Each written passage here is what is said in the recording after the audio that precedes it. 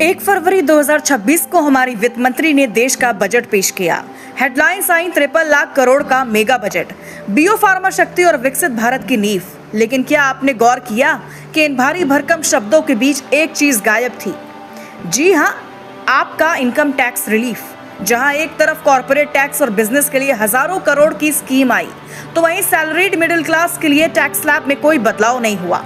तो इस वीडियो में हम सिर्फ हेडलाइंस नहीं देखेंगे, बल्कि उस फाइन प्रिंट को पढ़ेंगे जिसे अक्सर छुपा दिया जाता है।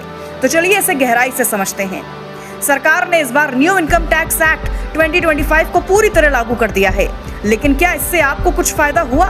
टैक्स स्लैब वही पुराने हैं। 12 लाख तक की इनकम पर अभी भी रिबेट सेक्शन 87A के जरिए जीरो टैक्स का दावा किया जा रहा है। लेकिन जैसे ही आप 12 लाख एक कमाते हैं, आप पर भारी भरकम टैक्स लग जाता है। स्टैंडर्ड डिडक्शन को अभी भी 75,000 पर ही रखा गया है, जबकि पिछले एक साल में महंगाई ने आपकी सेविंग्स को खत्म कर दिया है।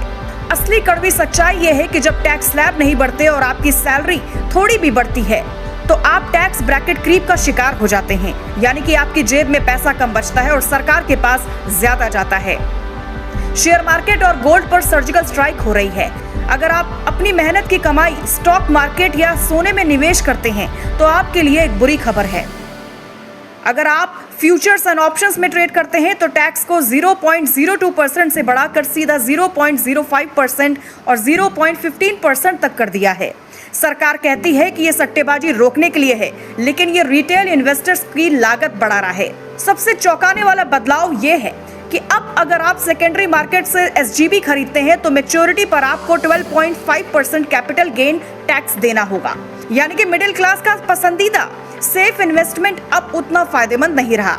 अब आप पूछेंगे कि अगर हमें कुछ नहीं मिल रहा तो पैसा जा कहाँ रहा है? सरकार ने 10,000 करोड़ बायोफार्मा शक्ति और सेमीकंडक्टर मिशन 2.0 में झोंक दिए।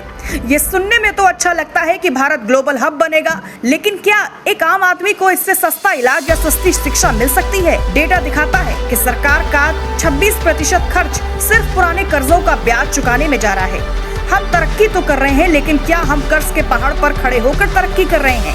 तो अंत में बजट 2026 सिंप्लीफिकेशन के नाम पर लाया गया, लेकिन मिडिल क्लास के लिए ये सिर्फ वैसा ही है जैसे कि पहले था। सरकार को ये समझना होगा कि देश की रीढ़ की हड्डी वो टैक्स पेयर है जो ईमानदारी से टैक्स देता है, लेकिन बदले में उसे ना तो सोशल सिक्योरिटी मिलती है और ना ही टैक्स में राहत। आपका क्या सोचना है? क्या आपको लगता है कि इस बजट ने आपके घर के खर्च पर असर डाला है? कमेंट्स में अपनी राय जरूर बताएं और वीडियो पसंद आया हो तो इसे लाइक, शेयर एंड सब्सक्राइब करना ना भूलें। जय हिंद।